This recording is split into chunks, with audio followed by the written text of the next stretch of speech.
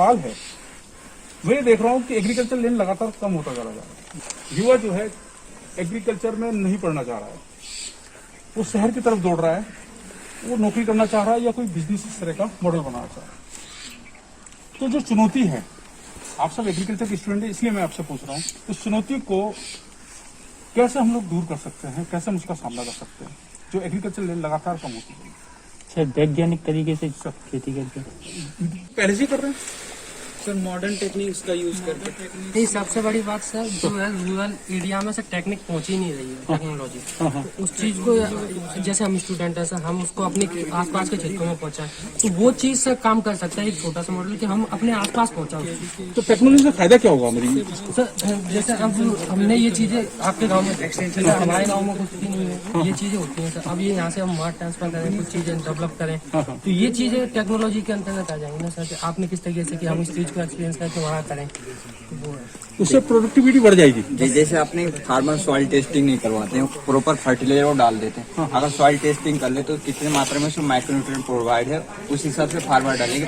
Farmer की जो cost product वो घट जाएंगे, उसकी इनकम ज्यादा हो जाएगी। और जैसे यहाँ आप फार्मर से जैसे मिले इंटीग्रेटेड फार्मिंग कर रहे, पोल्ट्री फार्म कर रहे, जो भी इनका एक्स्ट्रा है वो मछली पालन में कर रहे, और एनिमल हस्बेंड्री करना, जो भी उनका गोबर या जैविक खाद है वो अपने फील्ड में यूज हो जाते हैं। इस तरह के फार्मिंग करने से ज्यादा हमें इनकम प्रोवाइड हो। क्या आपको लगता है कि जो फार्मिंग की जो टेक्नोलॉजी है, जो उसका पुराना तरीका है, उसमें बहुत बड़े बदलाव की जरूरत है? आप महसूस करते हैं? जल्दी है। आप मुझे कोई विस्तार से बता सकते हैं इस बारे में, कोई एक स्टूडेंट? जी जैसे हाँ बोल। फर्स्ट ऑफ ऑल जैसे शुरुआत में कर रहे तो फार्मर ऐसे ही लोकल वैरायटी यूज करे। अभी कुछ रेजिस्टेंस वैरायटी है जो डिजीज पेस्ट के लिए या फिर ज्यादा प्रोडक्शन हो। सबसे पहले तो हमें सीड की जो सोइंग करनी चाहिए वो प्रॉपर जेनेटिक रिसीव हो, और जो ज्यादा उत्पादक हो, कम टाइम ले, और जो भी इन्वायरमेंट में चेंज हो वो सहन कर सके। उस तरह के हमें क्रॉप लगाना चाहिए ताकि ज्यादा। आपका नाम क्या है? मोहम्मद मंजर आलम। कहाँ से आप? मैं बिहार से। बिहार से? जी। बिहार में कहाँ से? बिहार कटिहार जिला। कटिहार? जी। अच्छा। तो ये आप जो बता रहे थे कि उसकी टेक्नोलॉजी में चेंज करना है ना, और ज्यादा से ज्यादा प्रोडक्शन की आप बात कर रहे हैं, लेकिन एक तरह की नई खेती और भी आ रही है। वो आ रही है जैसे हम लोग उत्तराखंड में देख रहे हैं, ये हर्ब्स की खेती कर रहे हैं। हर्ब्स की खेती और जो हमारी परंपरागत खेती है, क्योंकि हर्ब्स आपके फूड की रिक्वायरमेंट को पूरा नहीं करेगा, ठीक है ना, वो मेडिसिन में यूज हो सकता है, न्यूट्रिएंट्स कुछ मिल सकते हैं आपको, लेकिन जो फूड की रिक्वायरमेंट है, जैसा कि मैं देख रहा हूँ कि गेहूं और धान की खेती कम होती चली जा रही है, उसके रीजन क्या रहे होंगे? आपने कुछ सोचा है, कभी इसको मंथन किया है? फर्स्ट ऑफ ऑल तो ये चीज़ें सब वेस्टेज में जाती हैं। इंडिया में से जितना भी प्रोडक्शन होता है उसमें से 40% या 60 अपना वेस्ट चला जाता है, 60% उसको यूज होता है। तो पहले तो ये कमी है सर। दूसरी बात है ना, हमारे पास स्टोरेज सिस्टम नहीं है कि हम उस चीज़ को अगर प्रोडक्शन कर भी लेते हैं तो उसको बचाएं कैसे।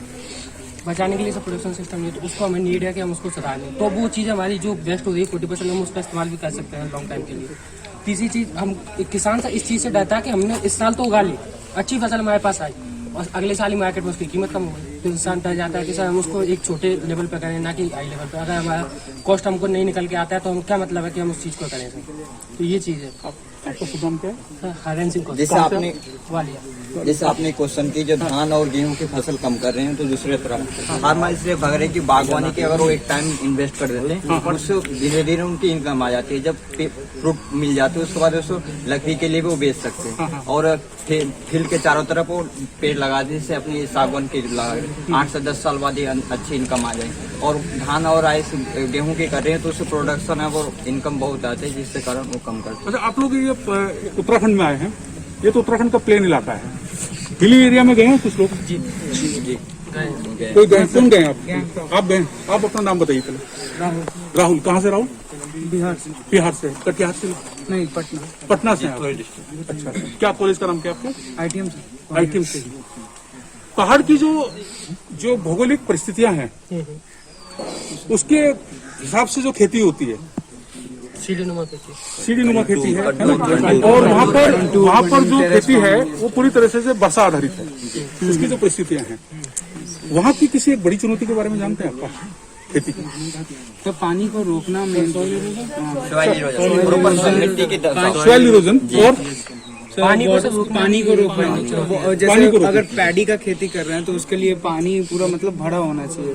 राइस का अगर खेती कर रहे हैं तो वो उसके लिए बंडिंग वगैरह करते हैं, बट जब ज्यादा बारिश हो जाता है तो वो भी टूटने लगता है। सब मैनुअली वर्क ज्यादा करते हैं, मैनुअली वर्क आपका नाम क्या है? काजल राज। काजल कहाँ से? काजल बिहार से। बिहार से।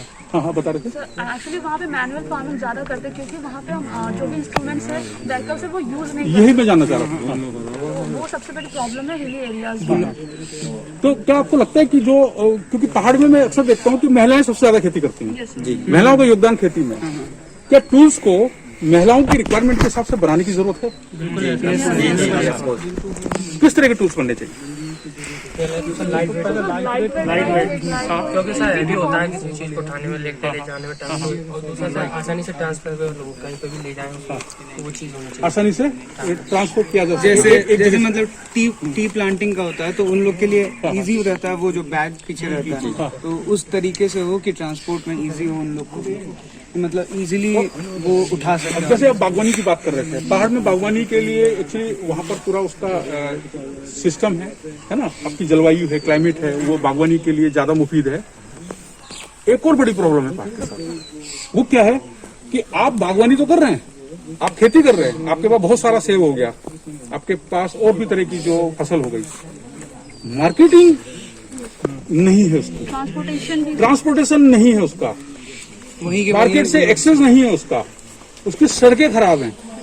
तो ये एक बड़ी तो क्या आपको लगता है कि उसके लिए कुछ आपके पास सॉल्यूशन है, कुछ इस तरह की जो मार्केटिंग का सर एक्चुअली ये कुछ स्टार्टअप्स निकल के आए हैं, जैसे निंजा कार्ट वगैरह, वो हेल्प कर रहे हैं। खास करके मतलब वो एक अपॉर्चुनिटी की तरह वहाँ पे यूज हुआ कि मतलब वो जैसे आपने बताया कि वो एक्सपोजर नहीं मिला था उनको, तो निंजा कार्ट वहाँ पे अब फैला रहा है जानबूझ के कि क्योंकि उन लोग को मार्केट साइज वहाँ पे मिलेगा। तो अब वैसे ही वैसे स्टार्टअप्स निकल के आ रहे हैं जो कि उनको वहाँ से और जहाँ पे जरूरत है वहाँ तक लेके आ रहे हैं, मतलब अर्बन एरिया। जो बाहर से आएगी कंपनी जो आएगी वो तो अपने फायदे के लिए आएगी, किसान को क्या फायदा होगा? कुछ टर्म्स आ रहे हैं सर, कॉन्ट्रैक्ट फार्मिंग, जिसके तहत पहले ही जो एंटरप्रेन्योरशिप है वो उनके साथ कॉन्ट्रैक्ट साइन कर लेते हैं और चाहे फसल खराब हो या फसल ना खराब हो वो रेट पहले से ही तय है, उसी रेट पे उनको बेचना है सर। इससे फार्मर्स को हेल्प हो जाती है, अगर उनका फसल खराब भी होता है फिर भी उनको उतना ही पैसा मिलता कॉन्ट्रैक्ट है। फार्मिंग आपके हिसाब से अच्छी है? बेकार है। कुछ चीज को कुछ प्रोडक्ट को खरीदेंगे, बाकी कुछ को नहीं कॉन्ट्रैक्ट खरीदेंगे। फार्मिंग अच्छी है सर, बट इसमें एक चीज किया गया है कि फार्मर्स और डायरेक्टली जो बिजनेस है उसके साथ डील कर, यहाँ बीच में ग्राम का जो भी पंचायत है, सरपंच है, उसको अगर इंक्लूड करता गवर्नमेंट तो बस वैसा ग्राम का जो हेड है उसको अगर इंक्लूड किया जाता, उसके साथ अगर जो बिजनेसमैन है वो कॉन्ट्रैक्ट पे साइन करवाता, वो उस चीज को मॉनिटर करता फार्मर्स का। क्योंकि कभी कभी क्या होता है कि बिजनेसमैन नहीं लेते कॉन्ट्रैक्ट फार्मिंग, कॉन्ट्रैक्ट साइन करने के बाद भी वो लोग उस डील को नहीं मानते हैं। तो अगर वहाँ हेड होता विलेज का तो वो जैसे फार्मर्स को नहीं मालूम, लीगली थिंग्स नहीं मालूम, पर हेड जो है वो लीगल प्रोसीड्यूर्स के थ्रू जा सकता है। तो वो चीज वहाँ पे होनी चाहिए थी, लेकिन अभी अच्छे से इम्प्लीमेंट नहीं हुई है, पर उसको सही कर सकते हैं। लेकिन जो ग्रेडिंग का सिस्टम होता है जो कॉन्ट्रैक्टर का, कि आपके जो उपज है, सेब है, उसकी ग्रेडिंग करेंगे, इसको इस ग्रेडिंग में डाल देंगे, तो वहाँ पर किसान को क्या फायदा हो जाता है? नो सर, अभी तो सर घटे होते हैं। थोड़ा सा ये होता सर कहीं कहीं पर भी फायदा होता है, क्योंकि सर हमारा एटमॉस्फेयर स्ट्रक्चर ऐसा है कि कभी भी सर कोई भी चीज़ खराब हो सकती है। तो सर कभी कभी क्या होता है कि पानी या ह्यूमिडिटी सर चीज़ें अपनी क्रॉप खराब हो जाती है। तो सर उस जगह पे हमें ये सही रहता है कि हमें एक फिक्स्ड रेट मिल रहा है, तो वो चीज़ सर लॉस सबसे बड़ा ये है कि हम उसको अपनी अगर अच्छी फसल हुई है या फिर क्वांटिटी या क्वालिटी के तहत अगर क्वांटिटी ज़्यादा हो गई तो हम उसको हाई रेट पे बेचना चाहते हैं, तो वो चीज़ें हमें इफेक्ट करती हैं सर। आपने जैसे ग्रेडिंग की बात की, जैसे मैंने पोटैटो की कल्टीवेशन कर, चिप्सोना नाम की एक कंपनी है जो सीड अक्टूबर नवंबर में वो सीड दे देंगे, उनकी प्राइस है और वो उस टाइम फिक्स कर देंगे कि आपके आलू जो कटे हार्वेस्टिंग हो उस टाइम इस रेट से लेंगे। पर उसकी एक है जो मीडियम ग्रेड है, जैसे अंडे साइज उससे बड़े लेंगे, उस टाइम के लिए उससे ज्यादा बड़े नहीं लेंगे, उससे छोटे लेंगे। इस टाइम वो फार्मर अंडे वाले दे दिए, अब छोटे वाले क्या करे, बड़े वाले क्या करे, उस टाइम फार्मर को लॉस आ रही। और रेट ज्यादा दे रहे हैं पर वो मीडियम साइज के ले रहे हैं, छोटे और बड़े छोड़ पर्टिकुलर साइज बता जी, रहे हैं, पर्टिकुलर साइज स्पेसिफिक कर दे रहे हैं, आपकी वो एग्रीकल्चर जब स्पेसिफिक कर दे रहे हैं। जब पैकिंग करेंगे उस टाइम उनकी कंपनी की तरफ साथ भी रहेंगे। अगर मार्जिनल फार्मिंग के लिए ये सही है, मार्जिनल फार्मर है जिनको लॉस हो रही है बहुत सालों से, उनके लिए सही है क्योंकि वो एवरेज बहुत वही अर्न कर रहे हैं। मैं अभी एक मार्जिनल फार्मर से मिला, आप बता सकते हैं उसका सोल्यूशन क्या होगा? मैं एक फार्मर से मिला कुछ दिन पहले, इधर भोजपुर एक गाँव है बिशनगढ़ी, एक नहर निकलती है अंग्रेजों के समय से, वहाँ भोजपुर नहर बोलते हैं उसको। उस नहर में आजकल पानी कम हो गया है। अब प्लीज, अब उस फार्मर के पास वो, मैं जब उनसे मिला, अचानक ही मिला उनसे, वो 2.5 बीघा खेती कर रहे थे पेडी की। मैंने उनसे पूछा, मैंने कहा आप ये खेती कर रहे हैं, क्या आपको फायदा होता है? तो उनका जवाब पता क्या था कि कुछ नहीं करने से अच्छा है कि खेती की जाए। जो छोटे फार्मर हैं, छोटी जोत के किसान हैं, क्योंकि अक्सर हमने देखते हैं कि छोटी जोत के किसान हैं, उनकी खेती को एक्वायर कर लिया जाता है, लोग खरीद लेते हैं और उनके पास फिर उसके बाद कुछ नहीं बचता है, क्योंकि हमारा फाइनेंशियल मैनेजमेंट भी ऐसा नहीं है। हमें बताया ही नहीं गया है कि जो आपके पास पैसा आ रहा है उसका यूज कैसे करना है। जो खेती बिकती है उसके बाद आपको लगता है कि कोई फार्मर फिर उठ गया हो अपनी खेत को बेचने के बाद? कभी महसूस किया आपने? उसके लिए क्या सोल्यूशन है आपके? जो छोटी खेती है उसके लिए क्या सोल्यूशन हो सकता है? हॉर्टिकल्चर कर सकता है, जैसे मशरूम। अगर क्लाइमेट उसके मुफीद ना हो तो किचन गार्डनिंग का एक सबसे बड़ा सॉल्यूशन है सर, वो चीज किचन गार्डनिंग कर सकता है। जैसे आपने बताया राइस की खेती करें, उनको वाटर की रिक्वायरमेंट ज्यादा है राइस की, तो राइस की कल्टीवेशन आके अदर क्रॉप की कल्टीवेशन करें। अगर राइस की भी कर रहे हैं तो उनके फील्ड के किनारे पर वो गड्ढे बना दे जिसमें पानी स्टॉक हो जाए। जैसे आपको बताया पानी की कमी, वो पानी, और उसमें राइस के खेत में ड्रिप इरिगेशन भी ला, बूंद बूंद सिंचाई, जितनी रिक्वायर्ड उस हिसाब से पानी। वो एक्सपेंसिव हो जाएगा, वो नहीं कर सकते सर मल्टी लेयर फार्मिंग कर सकता है वो।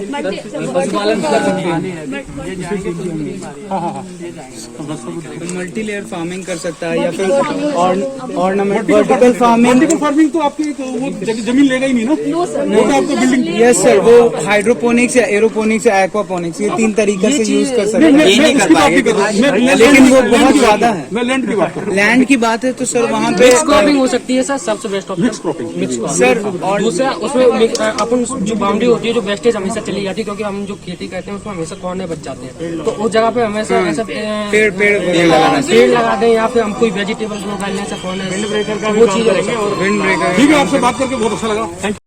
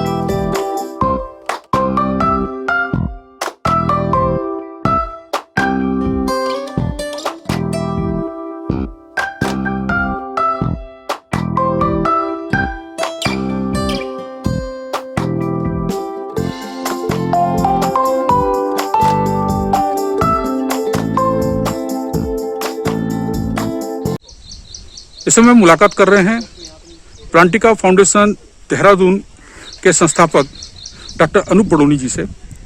हम बडोनी जी से जानना चाहेंगे एग्रीकल्चर का इस समय फिलहाल क्या ट्रेंड चल रहा है, और आप मध्य प्रदेश, उत्तर प्रदेश, उत्तराखंड के छात्रों को यहाँ सिमलास ग्रांट में भ्रमण कराने लाए हैं, ताकि वो जान सकें कि हकीकत में एग्रीकल्चर है क्या। बडोनी जी, डुगडुगी में आपका स्वागत है। बडोनी जी, मैं इस पूरे उद्देश्य को जानना चाहता हूँ। जी, धन्यवाद पांडे जी। सबसे पहले तो कृषि से संबंधित जो अभी मैं उत्तराखंड की अगर बात करूं तो कृषि में कार्य तो बहुत हो रहा है। हमारे जो कृषि मंत्री हैं वो भी काफ़ी कोशिश कर रहे हैं, लेकिन जो ज़मीनी हकीकत है वो थोड़ा सा अलग है। किसान रहा नहीं, उस तरह का किसान नहीं है जो खेती की तरफ जिसका ध्यान हो, या जो उस तरह की जो कमर्शियल फार्मिंग है वो धीरे धीरे क्या हो रही, कम हो रही है। उसके कई कारण हैं। एक तो यह है कि जो हमारा जो ये शहरीकरण हो रहा है कि लोग मीन्स जो अपनी खेत, जो ज़मीन है, खेत है, उसको बेच रहे हैं, और बेच के वो मतलब वही प्लॉटिंग हो रही है, मकान बन रहे हैं। यहीं पर अगर आप देखें तो जो सिमलास वाला एरिया है उससे थोड़ा सा आप आगे जाएं दूधली और दौड़ वाला की तरफ, कभी ये भी पूरा एक एग्रीकल्चर मतलब पूरा ही एग्रीकल्चर लैंड हुआ करता था 100%, और लोग खेती करते थे वहाँ पर। और आज की डेट हम देखेंगे तो दौड़ वाला तो पूरा मतलब पूरा ही कन्वर्ट हो गया है शहरीकरण में, और दूधली की तरफ भी अब पूरी तरीके से जो है वो शहरीकरण बढ़ता चला जा रहा है। तो ये सबसे बड़ा जो कारण है वो यही है कि लोग खेती की तरफ से इसलिए भी हट रहे हैं कि शायद उनको उस तरह का प्रॉफिट नहीं मिल पा रहा है। लेकिन जैसे अभी हम लोग शिमलास ग्रांड में आए हैं तो यहाँ पर जो मैंने देखा कि जो फार्मिंग सिस्टम है और इंटीग्रेटेड फार्मिंग सिस्टम जो इन्होंने अडॉप्ट किया है, बहुत ही अच्छा फार्मिंग सिस्टम अडॉप्ट किया है। और इस तरीके से अगर हर कोई जो ग्राम प्रधान हैं या जो गांववासी हैं, ग्रामवासी जो हैं, अगर वो इस तरीके के फार्मिंग सिस्टम को मतलब अडॉप्ट करते हैं तो वो उनके लिए बहुत ही बेनिफिशियल रहेगा। इंटीग्रेटेड फार्मिंग सिस्टम में जैसा हमने यहाँ पर देखा कि फार्मिंग भी हो रही है, मीन्स शुगर केन की भी फार्मिंग यहाँ पर कर रहे हैं, पैडी की फार्मिंग भी कर रहे हैं, और उसके साथ साथ जो है लाइव स्टॉक का भी यहाँ पर साथ के कर रहे हैं। मुर्गी पालन साथ में हो रहा है, बतख पालन साथ में हो रहा है, फिश कल्चर साथ में हो रहा है। तो ये एक animal based integrated farming system है। तो यहाँ पर मैंने दोनों तरह की चीजें देखी। एक है आपका क्रॉप बेस्ड फार्मिंग सिस्टम जिसमें कि डिफरेंट टाइप की क्रॉप्स भी यहाँ पर ग्रो कर रहे हैं, और एक है live stock based farming system जिसमें कि क्रॉप के साथ साथ हम लाइव स्टॉक भी ग्रो कर रहे हैं। कैटल्स भी रखे हुए हैं, डक फार्मिंग भी चल रही है, आपका पोल्ट्री फार्मिंग भी चल रही है। तो ये एक बहुत अच्छा फार्मिंग सिस्टम है। और अगर उत्तराखंड में मतलब अगर मैं किसानों को सजेस्ट करूं तो ये फार्मिंग सिस्टम बहुत ही बेस्ट है और इसको सभी लोग अपनाएं। तो एकीकृत खेती इसको हम बोलते हैं हिंदी में, कि आप बहुत सी चीज़ों को एक साथ लेके चलें। इससे आपकी इनकम भी डबल होगी और आपको थ्रू आउट द ईयर आपका जो इनकम का सोर्स है वो बना रहेगा। एक तरह से आप इसको क्रॉप एटीएम कह सकते हैं कि एक तरह का एटीएम है कि एक टाइम पे आप एक क्रॉप पे डिपेंड नहीं है। तो आपके पास 3-4 साधन हैं कम से कम, और आपको हर संसाधन से क्या है कुछ ना कुछ जो आपकी अर्निंग है, जो इकोनॉमी है, वो आपकी थ्रू आउट द ईयर जो है वो पूरे साल भर आपकी बनी हुई है। तो इस तरह का फार्मिंग सिस्टम उत्तराखंड के लिए बहुत ही बेनिफिशियल। अभी आप स्टूडेंट के साथ आए, कितने स्टूडेंट होंगे सर? अभी हमारे पास जो है 100 स्टूडेंट्स हैं जो हम लेके आए हैं। अभी फर्स्ट बैच हम लेके आए हैं 50 स्टूडेंट्स का। 50 स्टूडेंट्स अभी दूसरा बैच आएगा। तो ये सभी जो बच्चे हैं ये देश के अलग अलग क्षेत्रों से आए हैं। जी सर। जैसे कि अभी जो बच्चे आए हैं ये मध्य प्रदेश से और उत्तर प्रदेश से हैं। अभी जो सेकंड बैच हमारा आएगा उसमें भी कुछ बच्चे जो हैं वो पंजाब से और कुछ बच्चे जो हैं देहरादून से ही हैं। जी जी। तो अलग अलग विश्वविद्यालय से हैं, जैसे ग्राफिकेरा विश्वविद्यालय से हैं। ये जो बच्चे आए हैं मध्य प्रदेश से, ये ITM यूनिवर्सिटी है जो कि ICAR एक्रेडिटेड यूनिवर्सिटी है, तो वहाँ से ये बच्चे आ रखे हैं। संस्कृति यूनिवर्सिटी मथुरा से बच्चे आ रखे हैं। तो हमारे पास अलग अलग क्षेत्रों से बच्चे आते हैं और उनको हम यहाँ पर कृषि से संबंधित प्रशिक्षण कार्यक्रम देते हैं। अच्छा, इसमें जो आप इस समय गांव के भ्रमण पर आए हैं, इसका मुख्य उद्देश्य क्या होगा सर? देखिए, इसका मुख्य उद्देश्य यह है कि आजकल जो पढ़ाई चल रही है बच्चों की सर, वो एक थ्योरेटिकल नॉलेज है। मीन्स क्या है कि बहुत सी प्राइवेट यूनिवर्सिटीज और बहुत से प्राइवेट कॉलेज जो हैं वो खुल चुके हैं पूरे देश भर में। जी। वहाँ पर थ्योरेटिकल नॉलेज तो बच्चों को मिल जाता है एक लेवल तक, लेकिन प्रैक्टिकल नॉलेज की फार्मर क्या प्रॉब्लम फेस कर रहा है, फार्मर को क्या प्रॉब्लम हो रही है, फार्मर का आखिर जो जमीनी हकीकत है वो क्या है। जी सर। तो वो जमीनी हकीकत दिखाने के लिए हम बच्चों को यहाँ पर लाए हैं कि आप देखिए कि फार्मर जमीन में जो प्रैक्टिकल जो नॉलेज है वो क्या है। तो ये फार्मर के साथ इंटरेक्ट करेंगे यहाँ पर और देखेंगे कि किस तरह, क्योंकि सिमलास जो है वो हमने जब पूरा इधर भ्रमण किया तो सिमलास हमें एक ऐसा ग्राम मिला कि जहाँ पर कि हमें जो चीज चाहिए थी बच्चों को दिखाने के लिए वो चीज यहाँ पर है। तो यहाँ पर खेती भी हो रही है। यहाँ पर जैसे मैंने पहले ही बताया कि जो इंटीग्रेटेड फार्मिंग सिस्टम है वो यहाँ पर मिला, और ये इससे बेस्ट एग्जाम्पल खेती में कोई हो ही नहीं सकता। सर, सॉइल टेस्टिंग की आप बात कर रहे थे अभी, तो उसमें क्या बच्चों को सीखने का मौका मिलेगा? जी, देखिए, हमारी प्लांटिका की खुद की जो है सॉइल टेस्टिंग लैब है यहीं देहरादून में, बंगाली कोठी में। तो कोई भी किसान भाई कभी अगर अपनी सॉइल टेस्टिंग कराना चाहें तो वो हमसे संपर्क कर सकते हैं। जी। और सॉइल टेस्टिंग का देखिए मेन जो उद्देश्य है वो यही है कि किसानों को सॉइल की जानकारी होनी चाहिए कि कौन कौन से न्यूट्रिएंट्स जो हैं वो सॉइल में अवेलेबल हैं। जी सर। सबसे जो इसका जो मेन उद्देश्य है वो ये है कि होता क्या है कि देखिए, किसान को ये पता नहीं होता है कि कितने न्यूट्रिएंट्स अवेलेबल हैं, कितना मुझे उसमें फर्टिलाइजर उसमें ऐड करना है। सॉइल टेस्टिंग से क्या है कि वो अपनी कॉस्ट ऑफ कल्टीवेशन को मेंटेन बैलेंस करके रख सकता है कि जितना जरूरत है उतना ही ऐड अप करे, एक्सेस डालने की जरूरत नहीं है। जी। है ना। तो ये सॉइल टेस्टिंग का उद्देश्य है, और इसी उद्देश्य को हमने बच्चों को कुछ बुलेटिन उनको दिया है। वो फार्मर्स को जाके वो बुलेटिन भी देंगे और उनको बताएंगे भी कि आप जो मृदा परीक्षण है उसका क्या फायदा होता है और क्यों हम मृदा परीक्षण कराएं, ठीक है ना, और क्या इसकी आवश्यकता है। अच्छा, जब आप ये बच्चों को आप यहाँ पर व्यवहारिक प्रशिक्षण दिला रहे हैं, उसके बाद भी क्या प्लांटिका का शिवराज ग्रांट के साथ संबंध बना रहेगा?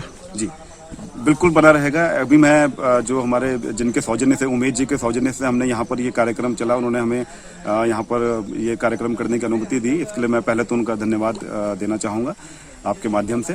और दूसरी बात यह है कि मैं अभी उमेश जी से बात ही कर रहा था कि हम गांव वालों के लिए हम कुछ अगर यहाँ पर प्रशिक्षण दें उनको, ठीक है ना, तो जैसे मशरूम कल्टीवेशन का है, मधुमक्खी पालन का है ना, ऑर्गेनिक फार्मिंग से रिलेटेड, जैविक खेती से रिलेटेड कोई भी जानकारी या कोई भी प्रशिक्षण या किसी भी तरह की कोई वर्कशॉप अगर वो करवाना चाहें तो हम लोग यहाँ पर आके उनको प्रशिक्षण देंगे। क्योंकि हमारे जो प्लांटिका फाउंडेशन है, हमारे साथ जो है बहुत ही सीनियर प्रोफेसर्स और साइंटिस्ट जो हैं, रिसर्च स्कॉलर्स हैं, वो जुड़े हुए हैं।